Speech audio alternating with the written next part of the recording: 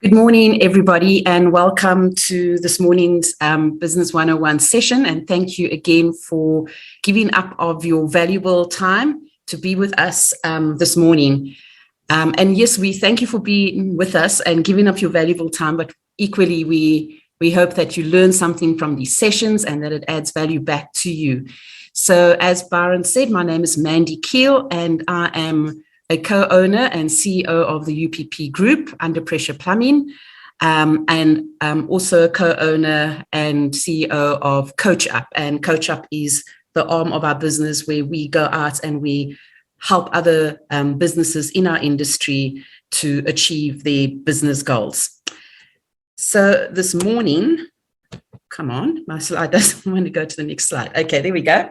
It's still waking up. It's a Monday morning. I'm calling this session Back to the Future. And this morning, I'd really like us to focus on, we're reaching the end of the year. December is in sight. Christmas is in sight. We're in full swing into our silly season right now. But it's also an opportunity for us, once we catch our breath, to just reflect on the year past and how and what we need to do going into the new year to make a difference in our business and in our industry. So what I'd like to first do is I want us to do something that I call focus forward. But in order to do that, we first need to reflect on this past year. And what I want you to do is, in your own time, after the session and, over the next couple of weeks, find a space in your busy days and your busy diaries where you can really take time to reflect on the year past. If we don't reflect on where we've been, then it's very difficult to measure where we're currently at the moment, whether we are where we wanted to be, whether we've achieved the things we wanted to, and if there are any changes that we need to make. So when you're doing this reflection, there are a couple of things that I want you to do. Is number one, take a notebook, take a page, and write on there. Your first thing that you're going to write on there is achievements. And then take time, think back to the beginning of this year. We all start our new year with New Year's resolutions, and hopefully you had some New Year's resolutions for your business as well. And write down what you have achieved of the things that you have set out for 2022. If you've had any achievements in this year. And I'm positive that you would have, even if it wasn't fully where you wanted to be, if you've made progress and progress steps to where you want to be, that's also an achievement. The other thing, the next heading is new skills. So did you set out to achieve new skills, business skills in 2022? So it could be that maybe you understand that in order for yourself to be in business, that you need to understand financials. So maybe you set a target to learn how to read an income statement, or maybe it was on how to cost jobs properly. Maybe it was just on setting business goals for the year and how to make sure you achieve those business goals. Or maybe it was a new plumbing skill or technology that you wanted to learn and have achieved. So write that down as well. The next heading is client success stories. What client success stories did you have during this year? Those stories where a client comes back and they give you a great review. And it could even have been a story that maybe during the implementation of a project or a job maybe wasn't going so well, but you turned it into a success story where a client says, you know what, this is what happened, but you came to the party and you came up with a plan and you came up with a solution, and I am a happy client now. So write down those client success stories. And then there's always ways that we can improve upon ourselves and our businesses. So when we're looking at our business, look for and I try and identify those areas maybe where there are still gaps in your business. Maybe it's processes, maybe it's people, maybe you need more staff, maybe it's training, maybe it's upskilling of your own skills. So there could be many things that you can look at over there. So what ways or what things can you do in your business to improve in the next year going forward? New year comes with new opportunities. So if I just reflect back on the slide that we've just been through, we tend to often be the hardest on ourselves. So when you're writing down those notes, then I really want you to not get down on yourself if you haven't achieved everything that you want to achieve. If you've had wins, and I promise you will have had wins, no matter how big or small, celebrate those wins. I think we don't do enough celebrating of milestones that we achieve, even if it's a small milestone. So go out and celebrate that win. And if you have made mistakes, and again, we all make mistakes, then learn from the mistakes that you've made. John Maxwell has a saying, and he says, sometimes you lose and sometimes you learn. And that's become my motto in life. Sometimes you lose, sometimes you lose, and sometimes you learn. So that's something that you can take forward with you. The other thing that you need to do as a business owner is you are in control. The buck stops with you at the end of the day. And your attitude to how you approach your business and how you approach the challenges in your business and how you approach where you are taking your business to is all dependent on you. And there's something called above the line, below the line. One of my first coaches was from Action Coach, and I learned this from him. And so you can either be above the line, and that is where you take ownership for things, whether it is the direction of your business decisions, or even mistakes that have been made. You take accountability as the owner, and you are responsible. The buck stops with you. The other way of doing things, and that's not where we want to go, is where you are below the line. So if things happen, then you're always blaming others. You'll be making excuses and denying that, there's denial in terms of what's going on and your responsibility within whatever's happening. But this is your business. So you have to take ownership, be accountable, and be responsible. And what I like about these acronyms is if you look at the three letters, on the one side, it spells out or. And if you want to move forward in life, like if you're on a canoe, you've got to use your oars to row, to move yourself forward, to move your business forward. And on the other side, it spells out bed. So if you stay in bed, you're not going to get out to make a difference, to change things. Then you're not going anywhere. When you're in bed, you're going nowhere. So I like looking at it that way. So pick up your oar going into the new year. I think it was my last webinar that I spoke about you being your own best investment in your business. So while you're on the beach or wherever you're going on holiday, maybe you're staying at home, I don't know. But the best thing that you can do, that I can encourage you to do, is to start reading business books. And if you don't enjoy reading that much, most business books nowadays, they come in audio versions as well. So you can get an audio app, and instead of reading it, you can listen to it. So some of my favorite books, and a few that I'd like to recommend to you that made a huge difference to me in my growth, in myself and within my business growth. The first one is called The 15 Invaluable Laws of Growth by John C. Maxwell. And this will really inspire you. This book inspired me to just get up and improve my life by showing me how to change things within myself, and how to identify and put strategies into my own personal life and into my business life, so that I could get to a point where I was thriving. Some of the chapters deals with things like the law of intentionality, the law of awareness, the law of reflection, the law of consistency, and so on. It's a great, great book, and I highly recommend it. The next book, I think, is self-explanatory in its title. It's called Good to Great, and it's written by Jim Collins. The full title is Good to Great: Why Some Companies Make the Leap and Others Don't. The next book is called Get a Grip on Your Business by Gino Wickman. Gino is a fundi in putting business processes into your business. So that is all about systemizing your business, putting in those processes to help your business run smoothly. And the final book, and one of my favorite authors, is Patrick Lencioni, and this book is called The 5 Dysfunctions of a Team. And this really describes the pitfalls that teams face within a business and how they can seek to grow together and become successful as a team. So you can go and get recommendations on other books, but those are my 4 that I would recommend that you try and look up and read them or listen to them.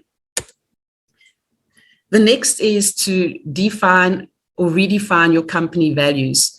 So the first thing is to, I've spoken about this many, many times before, that the values of your business is ultimately what sets your company culture, what will define the company culture within your business. And it's what people will see when they look at your business, your plumbing business. So the first thing, if you haven't got company values, or if you do have company values, maybe it's time to just revisit them. Because I know for many of us, we're setting up our website, our marketing, and we're told we've got to have a vision on our marketing pages, and we have to show what our company values are. So we just list things like integrity or, things like that as our business values or our company values, and we haven't really, really thought about it.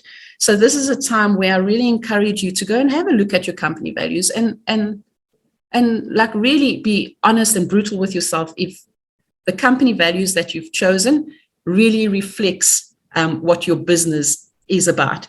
So one way that you can go and revisit and maybe redefine your company values, draft them out, is to follow the following 4 steps. The one is to list your own personal values. And it doesn't matter, if you own a small business or a larger one, defining your core values is always the first step in understanding what you're about and then ultimately what your company is about. And I do recommend that you keep it to between 1 to 5 company values. Many people, many businesses, they have 10, 12 company values. But the whole point over here is that if someone asks you what they are, you should be able to tell them without having to go and look it up, check out your website. And more importantly, your staff, people within your business, need to be able to tell people what your company values are and be living them out. And your clients should know what your company values are. So that's why I always try and keep it to a minimum of about 5 values that I recommend. And try and, I think there are common ones that a lot of companies will just go and list down, like integrity, for example, and that. But I always ask the question, is something like integrity a company value, or is that an expectation? When my clients are busy dealing with me or my staff, is that something that we need to say that we have integrity? Because for me, that's an assumption that if I'm doing business with you, you have integrity. So just maybe try and think out of the box in terms of the values that you choose. It could be that your team, are continually striving for perfection. It could be that you as a team, you're humbly confident. It could be that you encourage teamwork. It could be many different things. So just think about that a little bit more deeply. The next thing that I would suggest is that if you do have a leadership team within your business, so maybe you are the owner of the business and you've got 1 or 2 managers in your business, or however your staffing structure is, then include them in defining what your company values are. If you don't have a leadership team, I always find it very useful to bounce this off and work together with someone on this. So maybe if you've got a coach, or maybe you should get a coach, help them, get someone to help you with this. The next thing is to ask the most important questions. Now, what are the most important questions to ask? And for me, it is with regards again to your company values. Does it say who we are, who we want to be, and who we want to be seen as? And ideally, the answer would be in all 3 of those. Does it reflect who we are, who we want to be, and who we want to be seen as? And then the last thing is to commit to your core values, not just you as the owner of the business, but everyone in your business have to be on board with these core values. So you might need to, especially if you're going through a change in terms of what these values are, you might need to go through a process of introducing it to your team. And it's about how you introduce it to your team so that they're on board with it. And then use your core values in the running of your business. You use it to recruit staff, you use it to reward staff, you use it to evaluate staff. And as I said, it's also important that your clients know what your values are. And I suggest that you set up a focus day going into the new year. January typically starts off a bit quieter. So set aside a time for you and your team to really strategize about the year that would be coming. The next thing that you and your team need to do is reflect and ask yourself the question, are you really willing to become your best? There's a saying, a quote, and I can't remember who said this, but it says, you don't need to change the world. You just need to change yourself. And often when we are reflecting and we're looking at the areas within ourselves or our business that need to change, we typically look at the other people in the business. We would be better, or the situation would be better if so and so were different, if they weren't as this, or they did this better, or whatever it is. And we very rarely want to really reflect on ourselves and what we need to be changing within ourselves. So if you want to become better, you want to become a better entrepreneur, a better business owner, and you need to be looking at yourself and identifying the areas that you need to be changing. And it will be different for every single one of you. So I can't really go into that in detail over here, but whatever you identify, come alongside with someone, whether it's a business coach, a personal coach, a mentor in the industry, and ask them to help you to achieve those steps that you need to be implementing into your life, into how you do things to become better. And then the last thing I call is hitting the ceiling. And this often happens in small businesses, not only in our industry, but I think in any industry. And what I mean by hitting the ceiling is that if you want your business to grow, there's certain things that you need to have in place in order to help your business to get to a different level, a higher platform. Maybe it's more market share, maybe it's whatever that growth is that you want in your business. And why we often get stuck is in small businesses is because as the owners, as the entrepreneurs of the business, we tend to think we have that mindset where we if we want something to be done properly, we have to do it ourselves. And you're human, I'm human. There's just so many things in a day that you can achieve. And so by hitting the ceiling, what I'm referring to over here is that typically our businesses sometimes get stuck in its growth strategy because we are standing in the way of the growth of our business. So we need to put things into place to help our business get beyond that ceiling, get over that hurdle. And there are 5 simple things that I do within my business when I find myself hitting the ceiling. The one is to just reflect. And sometimes we overcomplicate things and to see where I can simplify the way things are done. The other is to delegate and elevate. Empowerment is a big part of our business motto. So it's about how to delegate to people within my business and to elevate them, to train them, to show them, to come alongside them and help them to grow into that next space as well. Because by doing that, they're enabling me as a CEO, as a business owner, to have more time to work on my business rather than in my business. So delegating and elevating. The other is to just have prediction models in place for the targets that I'm wanting to achieve, who my clients are, where I am now, and goals that I need to be setting in place to achieve it. The fourth thing is systemizing my business. If you haven't systemized your business, you are going to be running yourself ragged. You're going to be repeating things, doing things over and over again. By systemizing things, you really streamlining your business, and the things that can be customized and repeatable, and you put those things in place that it happens automatically, you'll find that it also gives you more time to spend on your business, growing your business. And the last is structure. Looking at your structure, your organogram. In our business, we don't call it an organogram in terms of our staff structure. We call it an accountability chart. And every position has 5 KPIs attached to it on that accountability chart. Maybe next year I can do a session on that. So those are the ways that, those are the kind of things we look at in our focus day.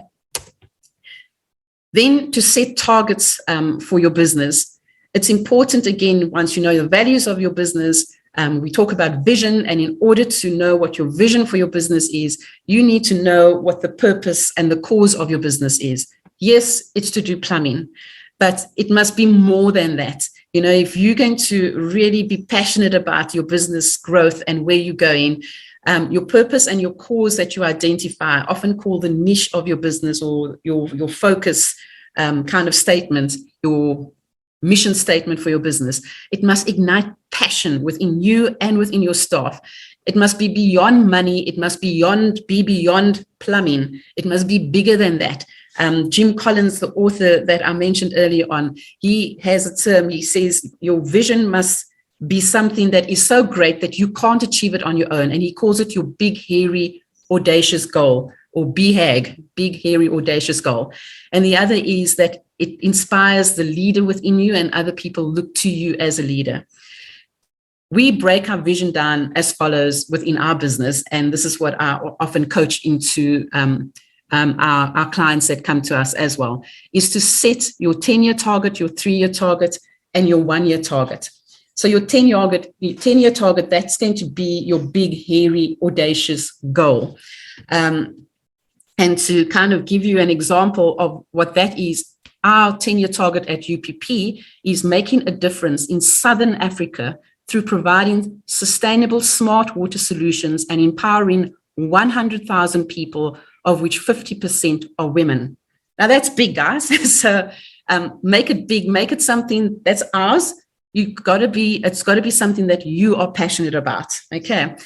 Then you break that down further into your 3-year targets. And for your 3-year target, you're going to say, okay, so that's where I want to be in 10 years, but obviously you need to set a plan in place to get there. So 3 years from now, if I look at the things that we want to accomplish, what is that going to look like? What is my business going to look like in 3 years' time? And you can look at things like the various measurables you want. So whatever that passion is, like I mentioned ours to you, so it's smart, sustainable water solution. It's about empowering people. And I'm going to identify specific things that will help me understand that I am on my way to empowering 100,000 people, of which 50% are women. We've got a list of sustainable water solutions that we are wanting to take into our clients' businesses as solutions and so forth. So, I'll set a target of what that might be. And it might be from a revenue perspective. It might be the number of solutions we've implemented. So you break that down for yourself as well. And then your 1-year plan is to set goals for next year. So if you need to put a system in place, if you need to learn your financials, if you need to put training in place for your staff and for yourself, if you need to read more, if you need to do those things, but also from a business perspective, set your financial targets for next year. What kind of net profit do you want to achieve by the end of the next financial year? What kind of revenue do you want to generate every single month, and so forth? So put your 1-year targets, your 3-year targets, and your 10-year targets in place. And how are you going to know if you're on track? So there is something called rocks, pebbles, sand. And many of you might have heard of this story or analogy before, but I'm going to go through it again. So the story is that there was a philosophy professor who stood up before his class with a large empty jar, and he filled the jar to the top with large rocks. And once it was full to the top, he asked his students if the jar was full. And his students agreed that the jar was full. Then he took some tiny, tiny pebbles and he threw that in the jar, and it fell in between the gaps of the large rocks that were already there. And then he asked the same question, is the jar full now? And the students agreed again that the jar was full. The professor then took sand and he poured sand into the jar, and the sand filled up the remaining spaces. And he asked the question again, and the students agreed that the jar was full. And the metaphor to the story is that this jar represents your life, but in this context, it represents your business. And the rocks are the important things in your business that you need to be focusing on. So if it's processes, if it's your financials, if it's training your staff, if it's growing your sales, whatever those rocks are that you identify in your business, you need to identify the things that are important to take your business to the next level or to bring it on track. What are those things? The pebbles are going to represent things that are important, but they're not critical right now. They're not going to make or break your business right now, but they're important and you need to note them down. And the sand are the filler activities that tend to take up our days, but they aren't important. You know, when we face with challenges, I think it's human nature often that we go to the sand. So it keeps us busy. We're busy throughout the day and we get to the end of the day and we say, oh, I had such a hectic day. I was busy throughout the day. I'm tired, but our time wasn't spent on anything that is going to really, really grow our business, tell our clients who we are, increase our sales, improve our staff, any of those things. So the sand are the things that typically causes us to procrastinate and stay away from the rocks. So once you've identified your rocks, you need to then put specific goals to it. And there is something called SMART goals. So whatever that rock is that you have identified now, let's say it's to learn your financials or to cost jobs properly, then you need to turn that into a rock, and that rock you need to turn into what we call a SMART goal. And SMART, the acronym for SMART is, the S stands for specific.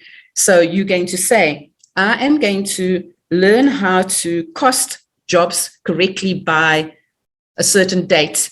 So you're going to make it very, very specific. You're going to say what it is. You're going to say when it must be achieved by and how it's going to be achieved. The M is for measurable.